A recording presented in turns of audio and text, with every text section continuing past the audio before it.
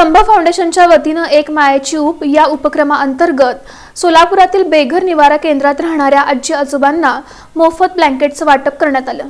एक मायेची ऊब या उपक्रमाअंतर्गत सोलापुरातील बेघर निवारा केंद्रात राहणाऱ्या आजी आजोबांना ब्लँकेटचं वाटप संभव फाउंडेशनच्या वतीनं करण्यात आलं। या उपक्रमात थंडीपासून संरक्षण मिळावं तसंच मायेचा उबदार हात त्यांच्या सोबत राहावा या सामाजिक भावनेचा केंद्रबिंदू होता।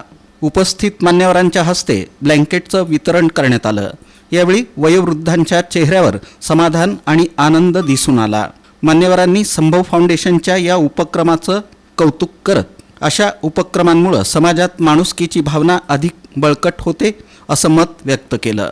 यावेळी प्राध्यापिका डॉक्टर अंजना गायकवाड, नगर विकास संस्थेचे संतोष सोनवणे, संभव फाउंडेशनचे अध्यक्ष आतिश कविता लक्ष्मण, प्रवीण मस्के, अजित बनसोडे, बेघर निवारा केंद्राचे अशोक वाघमारे आदींची उपस्थिती होती।